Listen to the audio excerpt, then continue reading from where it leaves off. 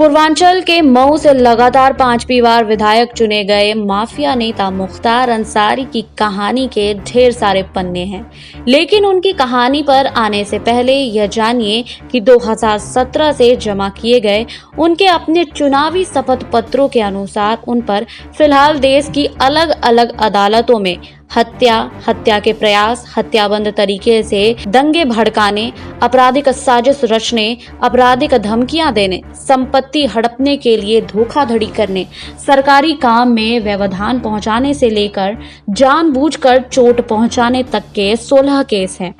इनमें से कुछ अहम मामलों में अदालत ने सबूतों की कमी, गवाहों के पलट जाने और सरकारी वकील की कमजोर पैरवी के कारण इन्हें बरी कर दिया है। लेकिन भारतीय जनता पार्टी के विधायक कृष्णानंद रॉय की हत्या समेत 16 गंभीर मामलों में इन पर अब भी मुकदमा चल रहा है। इन मुकदमों के साथ ही जारी रहा है उनके चुनाव जीतने का सिलसिला। जी हां, 1996 में बहुजन समाज पार्टी के टिकट पर जीतकर पहली बार विधानसभा पहुंचने वाले मुख्तार ने 2002 से 2007, 2012 और 2017 में भी मऊ से जीत हासिल की। इनमें से आखिरी 3 चुनाव उन्होंने देश की अलग अलग जिलों में बंद रहते हुए लड़ा। इस रिपोर्ट के सिलसिले में मैं पूर्वांचल में गाजीपुर स्थित मुख्तार अंसारी के पैतृक निवास की बात करती हूँ, लेकिन आपको वहां का ब्यौरा बताने से पहले मुख्तार की जिंदगी से जुड़े ये 3 पन्ने जरूर बताना चाहती हूँ। वहीं आपराधिक अफीम और IAS और अफसर और IPS अफसर पैदा करने वाला गाजीपुर हमेशा से पूर्वांचल के गैंगवार की धुरी रहा है।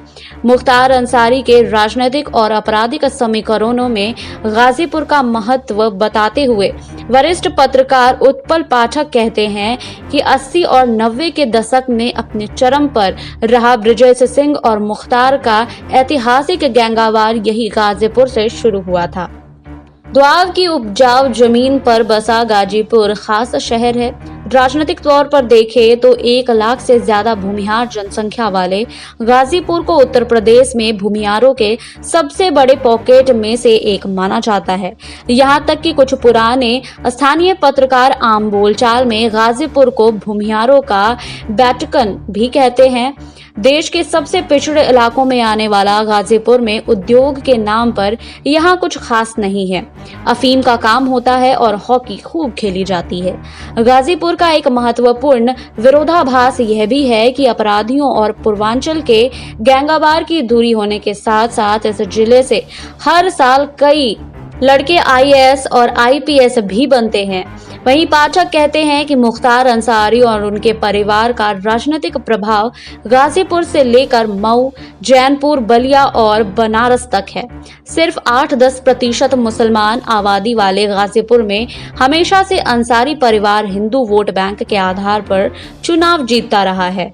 वहीं अब हम आगे बढ़ेंगे और आपको बताएंगे कि अंसारी परिवार के पन्ने को भी एक बार गाजीपुर के प्रथम राजनीतिक परिवार के तौर पर पहचाना जाने वाला अंसारी परिवार इस जिले और इससे जुड़े अनेक विरोधाभासों के सिलसिले को जैसे आगे ही बढ़ाता है। मसलन पिछले तकरीबन 15 साल से जेल में बंद मुख्तार अंसारी के दादा देश की आजादी के संघर्ष में गांधी जी का साथ देने वाले नेता के रूप में जाने जाते हैं और 1926-27 में कांग्रेस के अध्यक्ष रहे डॉक्टर मुख्तार अहमद अंसारी थे। मुख्तार अंसारी के नाना ब्रिगेडियर मोहम्मद असमान को 1947 की लड़ाई में शहादत के लिए महावीर चक्र से नवाजा गया था। गाजीपुर में साफ सुथरी छवि रखने वाले और कम्युनिस्ट बैकग्राउंड से आने वाले मुख्तार के पिता सुभानुल्लाह अंसारी स्थानीय राजनीति में सक्रिय थे।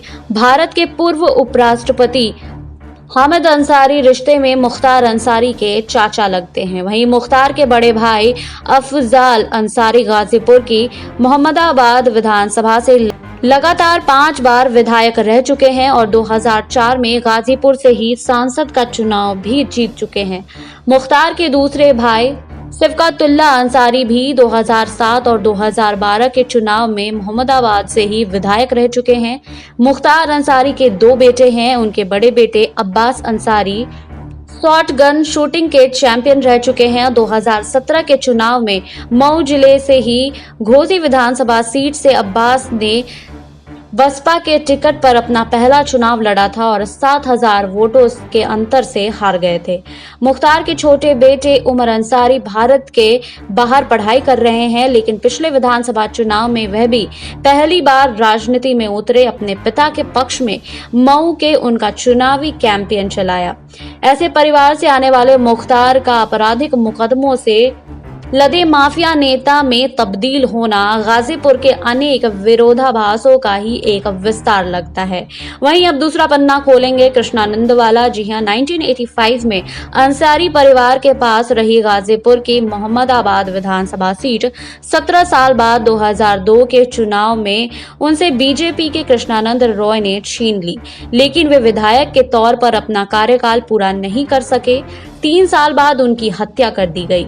पूर्वांचल में आग की तरह फैली इस हत्याकांड की खबर को मौकाए वारदात पर कवर करने वाले वरिष्ठ पत्रकार पवन सिंह बताते हैं कि वह एक कार्यक्रम का उद्घाटन करके लौट रहे थे, तभी उनकी बुलेट प्रूफ टाटा सुमो गाड़ी को चारों तरफ से घेर कर अंधाधुंध फायरिंग की गई। हमले के लिए स्पॉट ऐसी सड़क को चुना गया था जहां से गाड़ी दाएं बाएं मोड़ने का कोई स्कोप ही नहीं हो।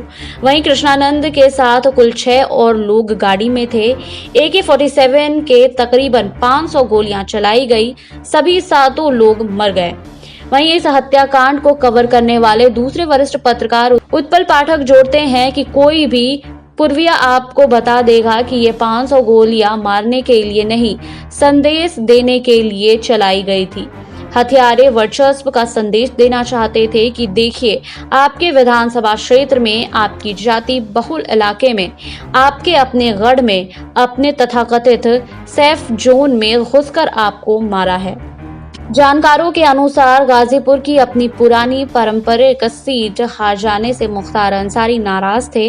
कृष्णानंद हत्याकांड के वक्त में जेल में बंद होने के बावजूद मुख्तार अंसारी को इस हत्याकांड में नामजद किया गया। इस हत्याकांड के एक दूसरे प्रभाव के बारे में बताते हुए पवन जोड़ते हैं कि गाजीपुर से सांसद और मौजूदा सरकार में मंत्री मनोज सिन्हा पूरी पॉलिटिक्स इसी हत्याकांड के बाद पुरजोर तरीके से खड़ी हुई। मनोज इस मामले में मुख्तार के खिलाफ गवाह है। कृष्णानंद भूमिहार थे और उनके सजातीय सिन्हा ने उन्हें न्याय दिलाने के लिए बिना डरे संघर्ष करने वाले एकमात्र नेता होने के नाम पर वोट मांगते हुए कई चुनाव जीत लिए। आपको हमारी रिपोर्ट कैसी लगी, हमें कमेंट बॉक्स में लिखिए। बाकी और खबरों के लिए जुड़े रहिए SPN 9 न्यूज के साथ।